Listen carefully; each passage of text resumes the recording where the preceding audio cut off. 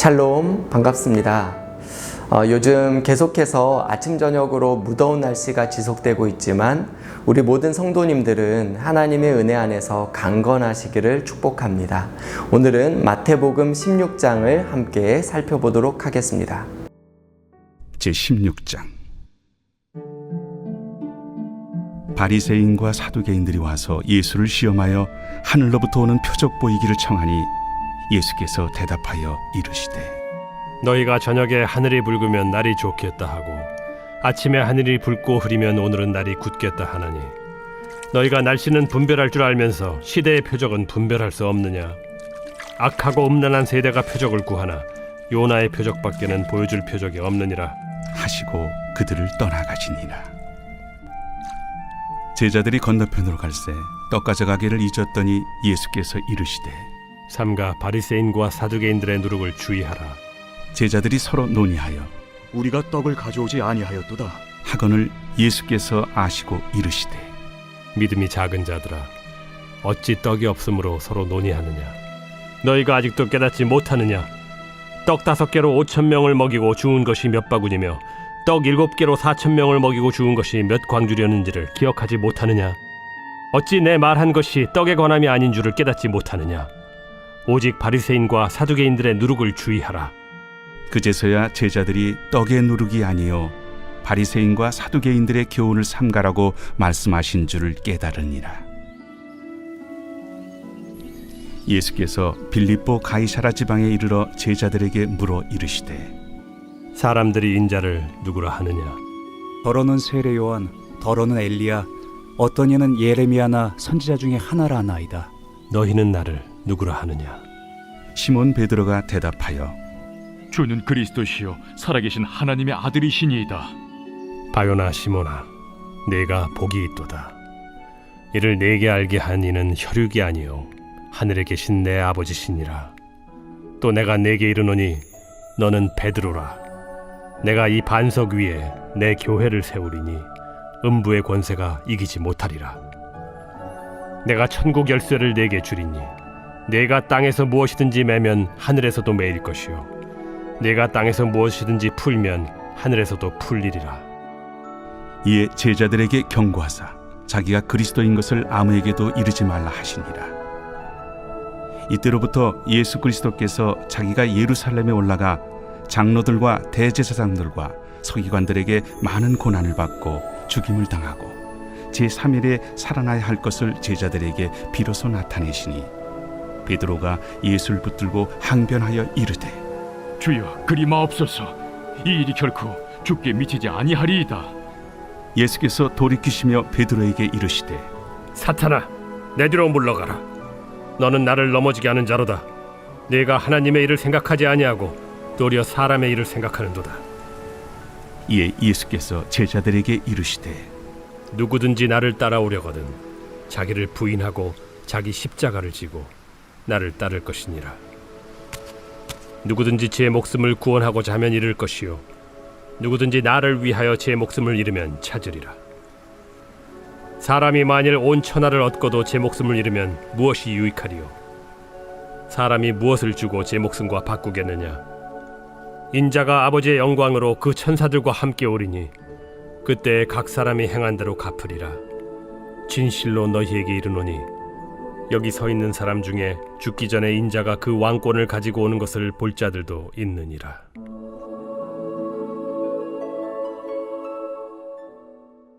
오늘 본문 1절을 보시면 바리새인과 사두개인들이 함께 와서 예수님을 시험하고 있죠. 자, 여기서 바리새인과 사두개인들은 사실은 서로 물과 기름처럼 절대로 섞일 수 없는 그런 철천지 원수 같은 사람들이었습니다. 일단 바리새인들은 보수 강경파들이었고 사두개인들은 진보파들이었습니다. 바리새인들은 율법의 형식을 강조했지만 사두개인들은 실용성을 강조했습니다. 서로 가장 큰 차이점이 있다면 바리새인들은 죽은 자의 부활이나 천사의 존재와 같은 이런 영적 세계를 인정한 반면에 사두개인들은 죽은 자의 부활을 전혀 인정하지 않았습니다. 그래서 서로 자기가 정통이고 참 율법을 따른 자들이라고 주장하며 싸웠죠. 그런데 이처럼 절대로 섞일 수 없는 두 그룹이 함께 손을 잡고 예수를 시험하기 위해서 찾아왔다?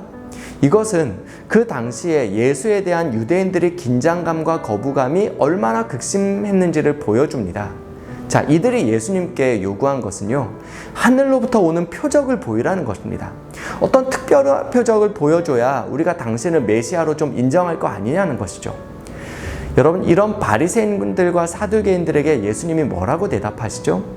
너희가 하늘을 보면서 날씨를 분별할 줄 알면서도 어떻게 시대의 표적을 전혀 분별하지 못하냐는 것입니다. 이미 세례 요한의 제자들이 예수님께 찾아와서 이렇게 물었습니다. 당신이 우리가 기다리는 그분입니까? 아니면 우리가 다른 분을 또 기다려야 합니까? 그때 예수님이 뭐라고 대답하셨죠? 너희가 직접 가서 보고 들은 것을 좀 말해줘라는 것입니다. 너희가 직접 보고 들은 것이 무엇입니까? 바로 눈먼 자가 눈을 뜨고 앉은 자가 일어나고 귀신 들린 자에게서 귀신이 떠나가고 심지어 죽은 자가 살아나는 것입니다. 이게 무슨 뜻이죠? 이 모든 일들이 바로 이사야 61장에 나오는 그 메시아의 시대에 메시아가 오실 때 일어날 그런 시대의 표적들입니다.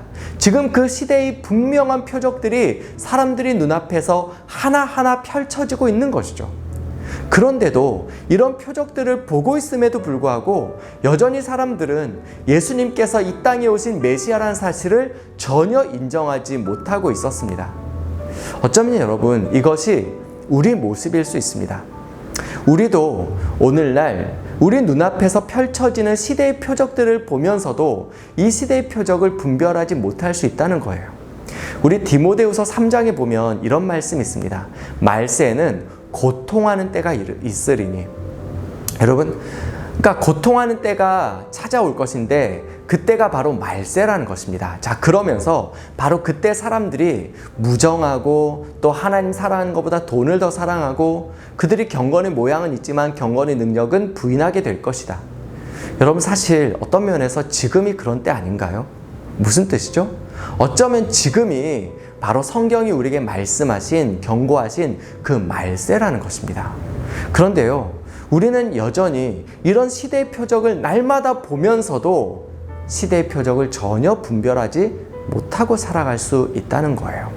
그러므로 우리는 하나님께 더 많은 표적을 혹은 더 분명한 표적을 보여주십시오, 이렇게 구할 것이 아니라 하나님, 우리가 날마다 마주하는 이런 시대의 표적을 분별할 수 있도록 우리가 영적인 안목을 회복하게 해주십시오. 그래서 우리가 더욱 깨어 있어서 이제 곧 다시 오실 우리 주님이 오실 길을 준비하는 자들로 살아가게 해주십시오. 우리가 그렇게 기도하며 이 하루를 살아갈 수 있어야 할 것입니다. 자, 그리고 5절부터 12절을 보시면 제자들이 이제 건너편으로 가는 동안에 예수님이 이렇게 말씀하십니다. 너희들은 바리새인과 사두개인들의 누룩을 주의하라. 자, 그런데 이 말씀을 듣고 제자들이 이렇게 말해요. 우리가 빵 챙겨오는 것을 깜빡하고 잊어버렸구나. 여러분, 지금 예수님이 무슨 말씀하시죠? 예수님은 지금 바리새인들과 사두개인들의 가르침을 주의하라는 거예요. 그런데 이 말씀을 들으면서 제자들은 자기 생각대로 그 말씀을 해석하고 있는 것입니다. 여러분, 사실 이런 오해가 우리에게도 얼마든지 일어날 수 있습니다. 사랑하는 여러분, 우리가 하나님의 말씀을 읽고 묵상하는 목적이 무엇입니까? 그것은 내 생각, 내 방식, 그거 하나님 앞에 내려놓는 거 아닌가요? 그런데 우리가 하나님의 말씀을 읽으면서도 자칫 잘못하면 그 말씀 앞에서 내 생각을 내려놓는 것이 아니라 오히려 더 강하게 붙잡고 고집하게 될 수도 있는 거예요. 이렇게 되면 그 사람은 절대로 어떻게도 다룰 수가 없는 사람이 됩니다. 그래서 우리는 사실 말씀 묵상하는 만큼 기도가 참 중요합니다. 여러분, 기도가 뭐죠? 기도는 하나님 앞에 내 생각, 내 방식 내려놓는 거예요. 그래서 우리는 말씀을 묵상하기 전에 먼저 내 생각, 내 방식 계속해서 내려놓기 위해 하나님 앞에 기도해야 합니다. 그 기도의 시간에 하나님 앞에 내 생각, 내 고집 계속해서 내려놓고 그렇게 빈 마음으로 갈급한 심령으로 우리는 하나님의 말씀을 편견 없이 묵상할 수 있어야 합니다. 우리가 그러지 않으면 우리는 하나님의 말씀을 빙자하여 오히려 내 생각을 마치 하나님의 뜻인 것처럼 고집하는 사람들로 전락할 수 있는 거예요. 우리 오늘도 우리 자신을 좀 돌아보면서 우리 겸손하게 하나님의 말씀 앞에서 내 생각 내려놓고 주님 말씀 온전히 붙잡고 따라가는 자들 되기를 소망합니다. 자, 그리고 13절부터 보시면 복음서에서 가장 유명한 베드로의 고백이 등장하죠. 자, 이 고백이 등장하는 장소가 빌립보 가이사랴라고 나옵니다. 이 빌립보 가이사랴 지방은요, 위치로 보면 저 갈릴리보다 더 북쪽에 있는, 굉장히 북쪽에 있는 도시예요. 이 도시는 이제 빌립이라는 이름과 가이사라는 이름이 합해져 있죠. 이 지역 그 분봉왕이었던 헤롯 빌립이 로마의 황제 가이사에게 헌정하기 위해서 이 도시를 세우고 그 이름을 빌립보 가이사랴 이렇게 지었던 것입니다. 자, 예수님께서 이 도시로 제자들을 데리고 가셔서 그들에게 이런 질문하시죠. 사람들이 나를 누구라고 하느냐? 그리고 너희는 나를 누구라고 하느냐? 자, 이때 제자들이 뭐라고 대답하죠? 더러는 세례 요한, 더러는 엘리야, 더러는 예레미야나 혹은 선지자 중에 하나라고 합니다. 사실 여러분, 이거 어떤 면에서 굉장히 성공적인 여론조사 아닙니까? 그러니까 제자들은 굉장히 자랑스럽게 예수님, 사람들이 예수님 당신을 너무 좋아합니다. 아주 긍정적으로 사람들이 당신을 생각하고 있습니다. 이렇게 얘기하고 있어요. 여기 지금 나오는 사람들이 몇몇을 보십시오. 세례 요한, 엘리야, 예레미야. 이 사람들은요, 사실 유대인이라면 가장 존경하는 그런 유대인 중에 유대인이에요.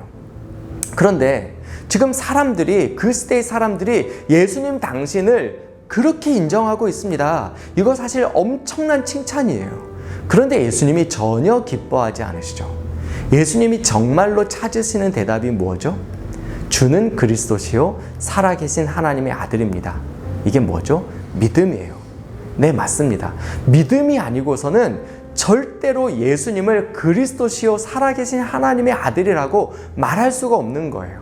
이게 굉장히 중요합니다. 즉, 예수님은 우리 안에 이런 예수님을 향한 온전한 믿음을 찾고 계신다는 것입니다.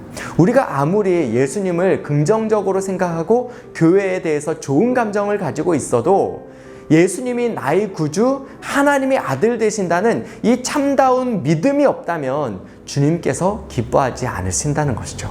그러므로 오늘 우리는 우리 자신을 돌아보면서 주님의 기뻐하시고 찾으시는 이 참된 믿음으로 주님 앞에 나아갈 수 있기를 소망합니다. 자, 그리고 21절부터 보시면 예수님이 바로 이때로부터 제자들에게 십자가 사건에 대해서 말씀하기 시작하십니다. 자, 지금 시점이 예수님께서 처음 공생애를 시작하시고 나서 벌써 2년 반 정도가 흐르고 있는 시점인데요.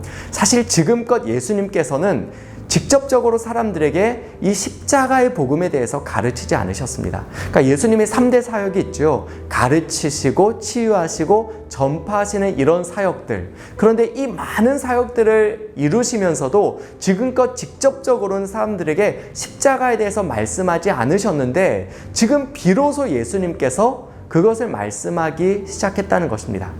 사실 여러분, 지금껏 예수님의 가슴에는 그들에게 정말로 말하고 싶은 메시지가 있었습니다.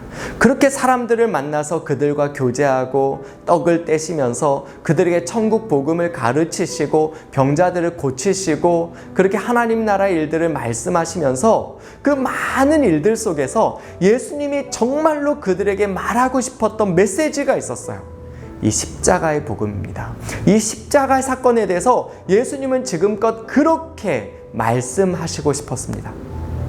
여러분, 어쩌면 지금껏 2년 반 동안 하루하루의 예수님의 삶은요, 전쟁 그 자체였습니다. 단 하루도 그냥 쉽고 편안하게 넘어간 적이 없어요. 그렇게 전쟁 같은 하루하루를 살아가시면서도 예수님을 다시금 일어서게 만든 그 가슴의 메시지가 있습니다. 그 가슴 속에 사람들에게 정말로 말하고 싶었던 메시지가 있었기 때문에 예수님은 낙심하지 않으시고 무너지지 않으시고 그 숱한 고난과 많은 고통 속에서도 다시 일어나서 당신의 사명을 감당할 수가 있었던 것이죠. 여러분, 바로 이 대목에서 우리는 스스로에게 물어볼 수 있어야 합니다.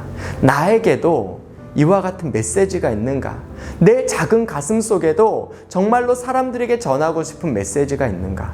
여러분, 메시지를 가슴에 품은 사람은요, 절대로 미적지근한 삶을 살아갈 수가 없습니다.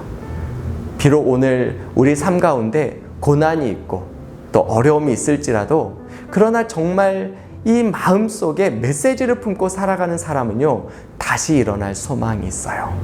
우리 모두가 예수님처럼 이 십자가의 복음을 가슴에 품고, 하나님, 제게도 기회가 허락된다면, 제게도 이 하루를 살아가면서 주님이 허락하신다면 이 십자가의 복음을 전하며 나누는 삶을 살아가고 싶습니다. 이렇게 기도하는 마음으로 항상 준비하여서 열렬하고 또 매 순간 신실한 그런 복음의 증인들로 우리 모두가 살아갈 수 있기를 우리 주님 이름으로 축복합니다. 아멘.